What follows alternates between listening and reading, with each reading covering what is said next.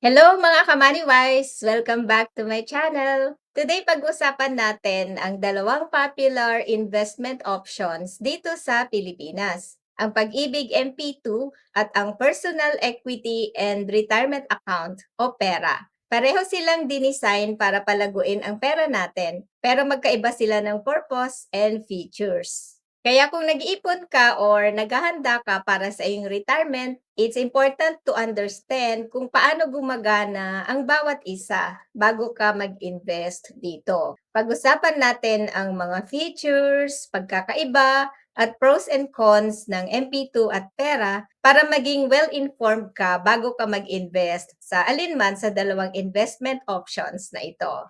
Let's start with MP2. MP2 is a voluntary savings program ng Pag-ibig Fund na ino-offer para sa mga Pag-ibig members na gustong palaguin ang pera nila with higher dividends kaysa sa regular savings program or P1. MP2 started in 2010 and it was created under Republic Act number 9679.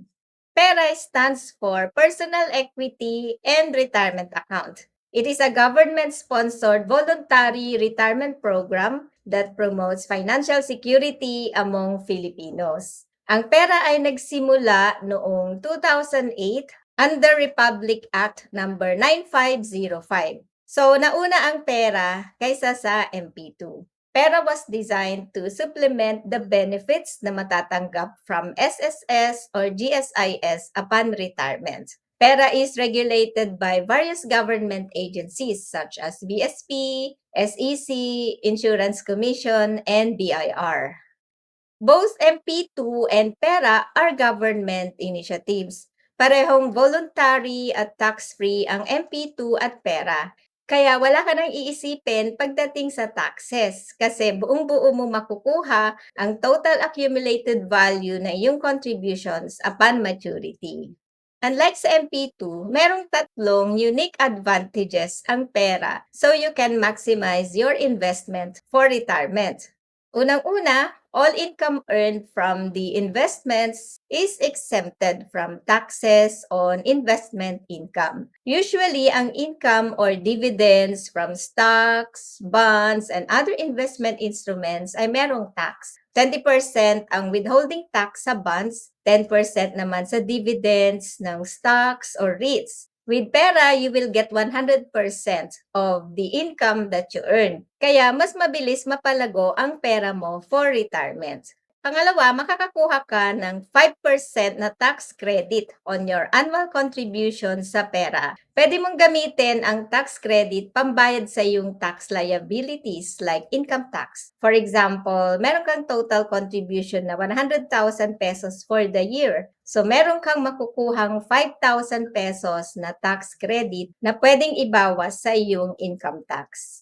Pangatlo, walang estate tax ang investment sa pera. In the event na namatay ang pera contributor, the contributor's beneficiaries will receive the pera fund without having to pay estate taxes. Saan naka-invest ang mga contributions sa MP2 at pera? Sa MP2, Pag-ibig Fund invest at least 70% of its investable funds in housing finance as required by its charter. Ibig sabihin, pinapautang ito para sa housing loan ng mga qualified Pag-ibig Fund members. Ang remaining 30% naman ay ini-invest sa government securities at corporate bonds which are both considered safe investments. Unlike MP2, with pera, you have full control kung saan mo ilalagay ang pera mo bilang pera contributor. Merong iba't ibang investment products under pera, gaya ng UITFs, mutual funds, government securities, insurance pension products, tax at iba pang investment instruments na authorized for pera purposes. The choice of investment products is up to you. Kaya pwede mong palaguin ang retirement fund mo sa mga investment options na base sa risk profile mo, whether you're conservative, moderate, or aggressive investor. Magkano naman ang kikitain natin sa MP2 at pera? Sa MP2, sa dividends ka kikita. Ang dividend rate the past 5 years ay nasa 6 to 7.1%. Hindi fixed ang dividend rate, so pwedeng mag-iba-iba ito depende sa performance ng fund for the specific year. Sa pera naman, the earnings you will receive depends on your choice of investments. Kapag nag-invest ka sa investment instrument with higher potential returns, gaya ng equity, mas mataas din ang risk. Pero kapag sa low-risk investment ka naglagay ng pera, gaya ng government securities, lower din ang returns. So who are eligible to open an MP2 account and pera? Ang MP2 ay pwede lang sa mga active Pag-ibig Fund members. Kung hindi ka member ng Pag-ibig, hindi ka pwedeng mag-open ng MP2 account kasi kailangan ng Pag-ibig membership number para makapag-open ng MP2 account. Pwede rin ang MP2 sa mga retirees or pensioners na dating Pag-ibig Fund members. Ang pera ay pwede sa lahat ng Filipinos 18 years old and above basta merong tax identification number or TIN. So, pag wala kang TIN, hindi ka pwedeng mag-open ng pera account. Kailangan mo munang kumuha ng tax identification number sa BIR. Magkano naman ang minimum contribution? Sa Pag-ibig MP2, 500 pesos ang minimum na pwede mong ihulog. Sa pera naman, it can be as low as 1,000 pesos per transaction. So, depende ito sa type of investment na pipiliin mo. Magkano naman ang maximum contribution? Sa MP2, hindi nakalagay sa frequently asked questions kung magkano ang maximum contribution. However, based sa napanood kong interview ng may puhunan with the Deputy CEO ng Pag-ibig, ang sabi niya ang maximum contribution ay 10 million pesos per account. Sa pera naman, 200,000 pesos per year ang maximum contribution for locally employed or self-employed. And 400,000 pesos naman ang maximum for OFWs. For married individuals, each spouse is subject to separate contribution limits. So sa mag-asawa, tig 200,000 pesos kayo per year. Guaranteed ba ang investment sa MP2 at pera? Sa MP2, ang capital ay government guaranteed, pero ang dividends ay hindi guaranteed. Pwede ring maging zero pag walang kinita ang Pag-ibig Fund. Sa pera, both capital and income are not guaranteed. Pwedeng bumaba ang value ng capital mo, depende sa performance ng investment mo sa pera.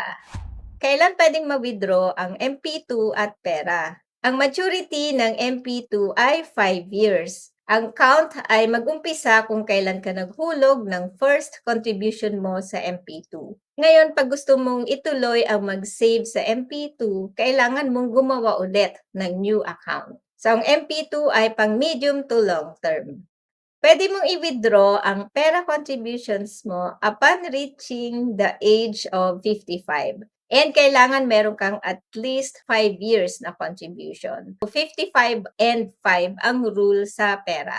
Pero halimbawa 55 years old ka na ngayon at nag-umpisa ka palang maghulog sa pera, so kailangan mo muna mag-contribute ng 5 years bago mo ma-withdraw ang contributions mo sa pera account mo. So, pang long-term investment ang pera. Specifically designed siya for building a retirement fund. The earlier you start, the better.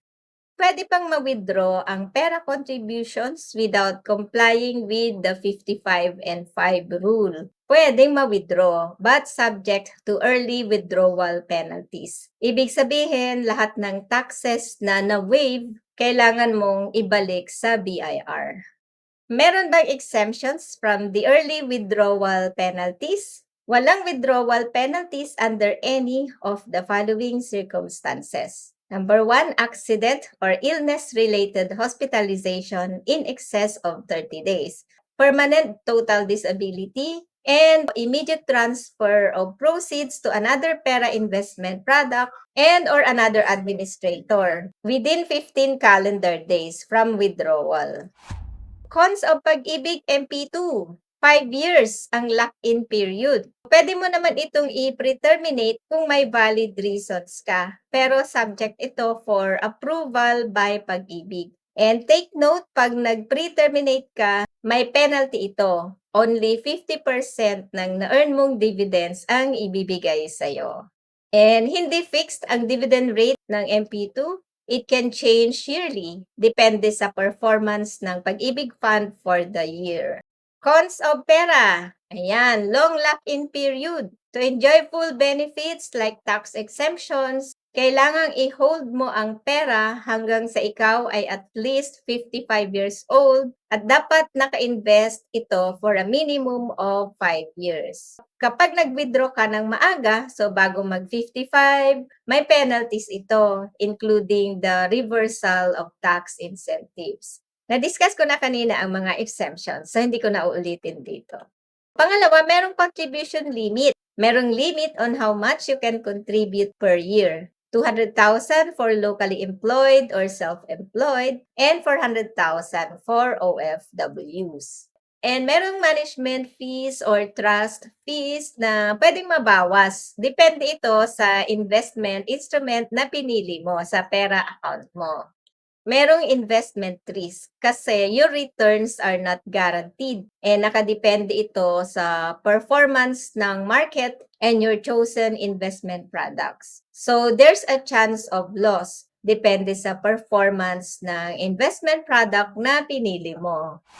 To begin investing in pera, kailangan mo mag-open ng pera account through a pera accredited administrator. An administrator is in charge of administering or providing products as well as overseeing the contributor's pera. As of the making of this video, the following are the current pera administrators. Karamihan mga bangko, BDO, BPI Investment Management, Land Bank of the Philippines, Metrobank, PNB, and meron din sa Atram Trust Corporation. Coming soon sa Dragonfly.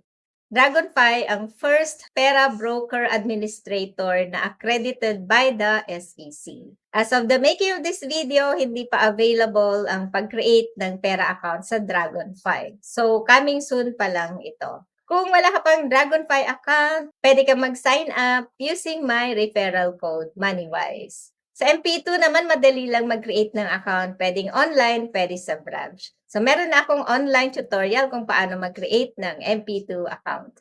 So, yun mga ka-MoneyWise, both MP2 and Pera offer great benefits, pero magkaiba sila ng purpose. MP2 is ideal for mid to long-term goal, habang ang Pera naman ay pang-retirement talaga. Thanks for watching! Kita-kits ulit sa next video.